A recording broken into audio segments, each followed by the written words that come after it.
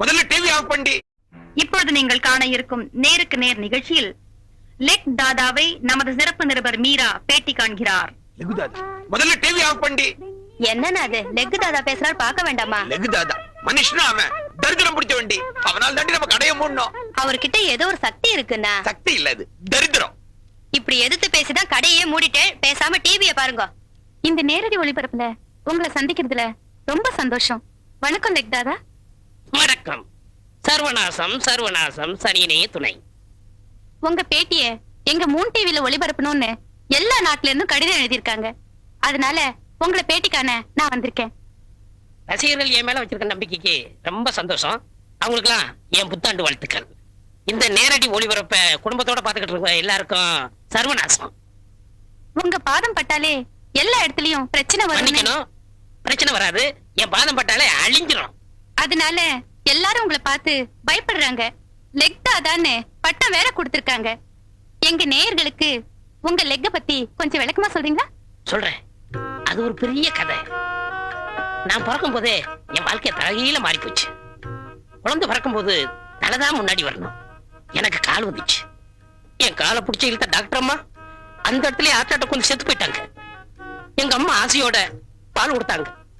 வகுத்துல ஓங்கி ஒண்ணு விட்டேன். அவங்களும் சிவலோகம் போய் சேர்ந்துட்டாங்க. நான் நடக்க மாட்டேன்னு எங்க அப்பா ஆசையா பாத்துட்டு இருந்தாரு. என் பாதத்தை பிடிச்சு தரையில வச்சாரு. அந்த இடத்துலயே அவரும் செத்து போயிட்டாரு. நான் அனாதையா இருக்குன்னு என் தாய் மாமே ஆசையா எடுத்து கொஞ்சினார். நெஞ்சில ஒண்ணு விட்டேன். அன்னைக்கு குப்புற விழுந்தவர் தான் இன்னும் எந்திரிக்கவே இல்லை.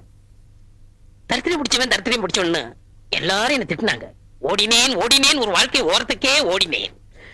ஓரமா உட்கார்ந்தேன். குமுறி அழுதேன். யோசனை பண்ணேன். தரித்திர தேவதை கும்பிட ஆரம்பிச்சேன். அந்த தரித்திரமே எனக்கு பிளஸ் ஆச்சு. நான் எப்படி சம்பாதிச்சேன்னா, நம்ம நாட்டுல நல்லது செய்யறத விட கெடுதல் செய்யறவன் தான் அதிகமா இருக்கான். அந்த கெடுதல் செய்யறவன் பூரா என்கிட்ட வந்தான். என் பாதத்தை வச்சு மத்தவங்களுக்கு நாசத்தை உண்டாக்குனேன். இதெல்லாம் நான் ஏன் சொல்றேன்னா, நம்ம நாட்டுல என்ன மாதிரி தரித்திரம் பிடிச்சவங்க நிறைய பேர் இருக்காங்க. அவங்க எல்லாம் சோர்ந்து போயிடக்கூடாது. என்ன பார்த்தாவது திரும்பி பல விழாவுக்கு போகணும், அரசியல்ல சேரணும், அங்கேயும் இங்கேயும் நடக்கணும். மொத்தத்துல சர்வநாசம் சர்வமும் நாசம். லெக் தாதா, உங்க காலை கொஞ்சம் காட்டுறீங்களா? என்னது? அதான் உங்க திருப்பாதத்தை நேயர்களுக்கு கொஞ்சம் காட்டுறீங்களான்னு கேட்டேன். வேண்டாமா? ப்ளீஸ் சார், கொஞ்சம் காட்டுங்க, பரவாயில்ல. இதுதான் உங்க தலைவிதினா நான் மாத்த முடியுமா? சர்வநாசம் சனியனே துணை.